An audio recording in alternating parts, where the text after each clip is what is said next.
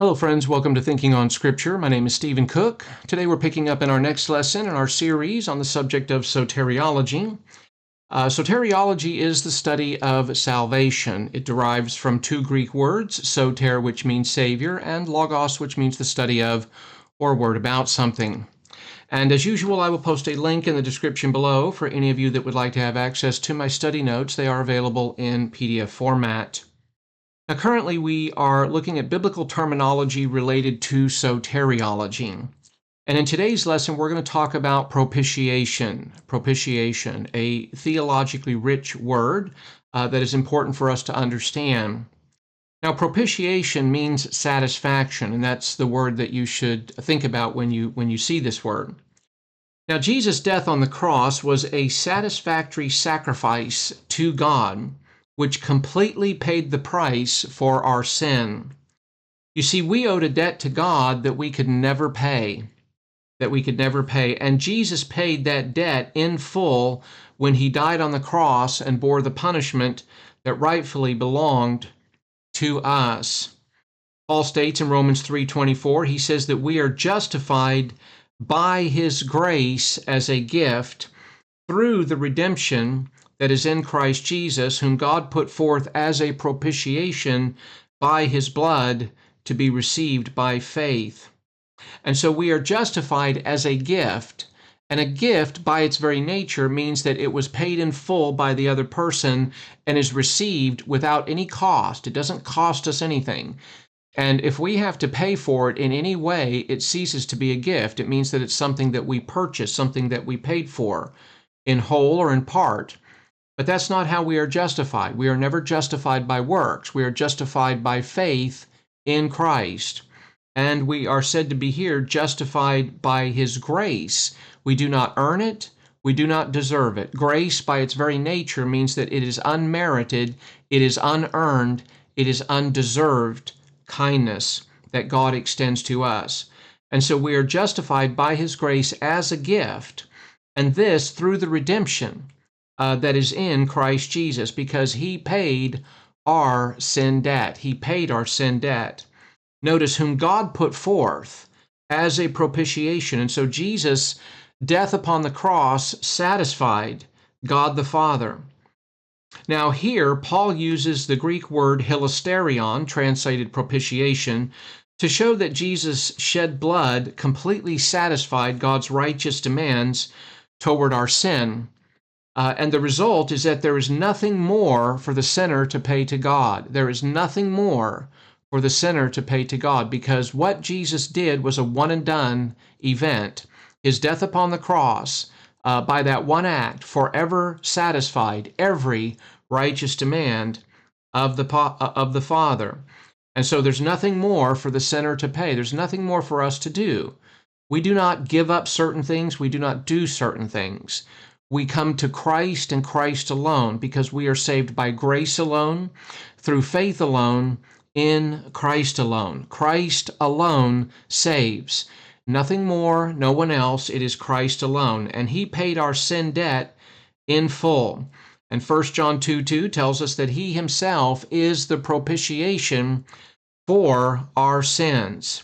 And he says, and not for ours only, but also for those of the whole world. So Jesus' death on the cross not only paid the price for our sins, those of us who are saved, but for the sins of the whole world. In theology, we call this the doctrine of unlimited atonement, that Christ died for everyone. And this means that everyone is savable. Everyone is savable. And so when John 3:16 says, for God so loved the world that he gave his only begotten Son, that whoever believes in him, and that's everybody, it's open to everybody, that whoever believes in him shall not perish, but have eternal life. So Jesus' death on the cross forever satisfied God's righteous demands toward the sins of everyone for all time. And according to Colossians 2:14, God has canceled out the certificate of debt consisting of decrees against us, which was hostile to us, and he has taken it out of the way, having nailed it to the cross. I have a quote here by J. Dwight Pentecost. And it's a lengthy quote here. This is taken from his book, Things Which Become Sound Doctrine. Things Which Become Sound Doctrine. And I recommend that book very highly. It's a little book, but it's very theologically packed, and one that you should have for your library. Again, Things Which Become Sound Doctrine. He says, quote, "You can be adjusted to God's standard because God made Christ to become sin for us. The one who knew no sin, the one in whose lips had never been found guile, took upon himself our sin in order that he might bear our sins to the cross and offer himself as an acceptable substitute to God for us on our behalf in our place." And when Jesus Christ identified himself with sinners and went to the cross on their behalf and in their place, he was making possible the doctrine of reconciliation. He was making it possible for God to conform the world to himself, to adjust the world to his standard, so that sinners in the world might find salvation because Jesus paid it all. He closes out, he says, "You can be adjusted to God's standard through Christ, by his death, by his cross, by his blood, and by his identification with sinners," end quote. John Wolvert, and I have a quote here, and this is taken from his book called What We Believe, page 76. He says, "The work of Christ in salvation has still another major aspect of what is called in the Bible propitiation. The sacrifice of atonement, or satisfying God's righteous demands or judgment upon a sinner." He says illustrations of this can be found in Romans 3:25, 1 John 2:2, and 1 John 4:10, all which use the word propitiation, by the way. He goes on, he says, "The idea of propitiation is that God, as a righteous God, must demand punishment for those who sin against him. Christ in his death on the cross provided propitiation, atonement, or satisfaction of that claim, so that God is fully satisfied now in saving a person who does not deserve to be saved." Let me read that again. He says the idea of propitiation is that God, as a righteous God, must demand punishment for those who sin against him. You see, God is righteous and holy, and he can only do one thing with sin, and that is to condemn it. We can produce sin. We're quite skilled at that. We can produce sin and act contrary to the character and to the law of God. But we cannot deal with our sin. We can produce it, but we can't deal with it. And furthermore, our good works have no saving value in God's sight, none whatsoever. So we are trapped in this place of sin. And yet the demands of God and his righteousness and his holiness demand that punishment be for those who sin against him. And this is where Christ comes in. In my last lesson, I talked about penal substitutionary atonement, that Christ died in our place, the just for the unjust, 1 Peter 3:18 tells us. But Wolvert goes on here. He says, Christ in his death on the cross provided propitiation, that is satisfaction, atonement, or satisfaction of that claim.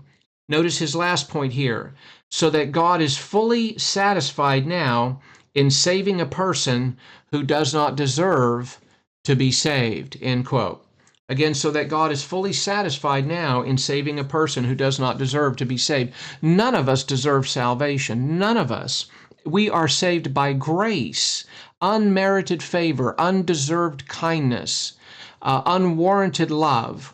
And this is the love that God has towards us, fallen creatures who are dead in our trespasses and sins, who are helpless, ungodly, unworthy, and enemies of God. And yet Romans 5:8 says, it says that God demonstrates his own love toward us, and that while we were yet sinners, Christ died for us. Not when we were sweet and lovely and wonderful and charming, because we were not and are not and will not be. But God demonstrates his own love towards us, and God loves us not because we're sweet and lovely. God loves us because God is love, and he made a way for us to be reconciled to him. He made a way to satisfy every righteous demand that he has concerning our sin, because all of our sin was taken and was placed upon Christ while he was on the cross nearly 2,000 years ago, when Christ hung between heaven and earth. That God the Father took all the sins of humanity and placed them upon Christ. And from noon until 3, when the sky grew dark, during that time Christ bore our sin upon the cross, and he paid the penalty for our sin. And so he died in our place. 1 Peter 3:18 tells us, the just for the unjust. Why? So that he might bring us to God. Because we can only come to God the Father through Christ. Jesus said, I am the way, the truth, and the life, and no one comes to the Father but through me. And Acts 4:12 is very clear that there is no other name given under heaven by which we must be saved, and that is in Christ and Christ alone. But God is fully satisfied. Walvoord says he's fully satisfied now in saving a person who does not deserve to be saved. And this because of what Christ accomplished at the cross. The cross is that place where we meet God. And I've been bringing this up over and over and over in these lessons to drive this point. Dr. Robert Lightner, he says, and here I'm citing him from his book. This is somewhat of a lengthy quote. This is taken from his Handbook of Evangelical Theology, page 195. He says, quote, the death of Christ satisfied the righteous demands of God the Father. Because of sin, his holiness had been offended, and only a sinless sacrifice could meet his righteous demands. Jesus Christ, the righteous one, provided in himself the perfect sacrifice. Paul set forth Christ as the propitiation for the remission of sins. Because of the blood of Christ, and let me read on here, Lightner, he says, because of the blood he shed, Christ provided in himself the appointed place where a holy God could meet sinful man.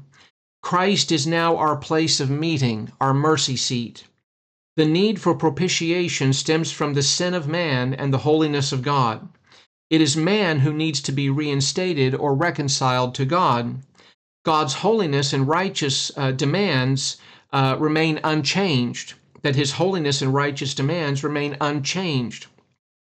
Since there must be a basis upon which God may receive sinners, satisfaction must be made for sin. Propitiation provided just such a basis through the death of Christ, end quote. And Dr. Paul Enns, and here I'm citing him from his Moody Handbook of Theology, page 325, another single volume work. I do recommend that Moody Handbook of Theology. That is also a very, very good book. It's a single volume and one I think that every student of the Word should have for their library. He says, quote, propitiation means that the death of Christ fully satisfied all the righteous demands of God toward the sinner. Because God is holy and righteous, he cannot overlook sin. Through the work of Jesus Christ, God is fully satisfied that his righteous standard has been met. Through union with Christ, the believer can now be accepted by God and be spared from the wrath of God, end quote. Now, there are several concepts at work in the doctrine of propitiation. There are several concepts at work. First, we must understand that God is holy, which means he is completely set apart from sin and cannot look on wickedness with favor. Habakkuk 1:13 says, your eyes are too pure to approve evil, and you cannot look on wickedness with favor. 1 John 3:5 says, and this is the message that we have heard from him and announced to you, that God is light, and in him there is no darkness at all.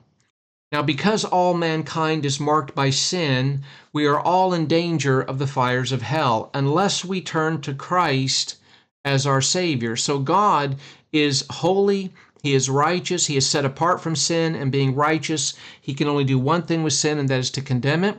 And this is where Christ becomes our substitute, where he bore the penalty for our sins and satisfied every righteous demand of the Father.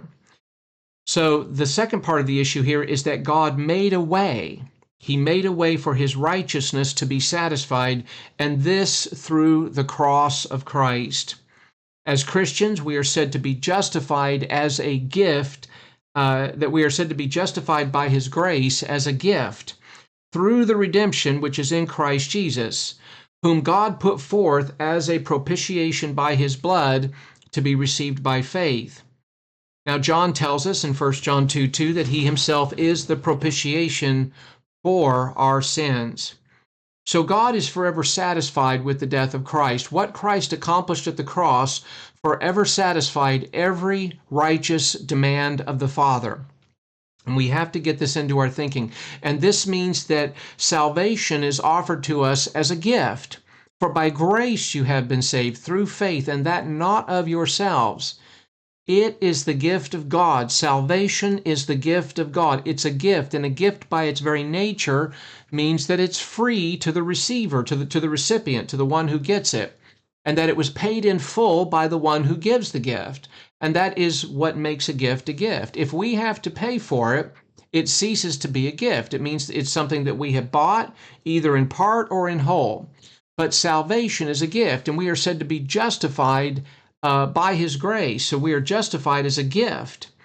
Now, third, the wrath of God is removed because Jesus was judged in our place and bore the punishment that rightfully belongs to us. So when He was upon the cross, God the Father poured out His wrath upon Christ and judged Him as though it were us upon the cross bearing that sin, that He died in our place, the just for the unjust. So the wrath of God is removed because Jesus was judged in our place and bore the punishment that rightfully belongs to us. Romans 5:8-9 says that God demonstrates His own love toward us in that while we were yet sinners, again showing the state of mankind when Christ died for us, that while we were yet sinners, notice, Christ died for us. And verse 9 says, much more then, having now been justified by His blood, we shall be saved from the wrath of God through Him. We shall be saved from the wrath of God through Him. So we will not face wrath. That's not possible because Christ bore it all upon the cross. And so that will close out this short lesson on the doctrine of propitiation. So I hope that this has been helpful to you. I hope you've enjoyed it. And I thank you very much, and I wish you a blessed day.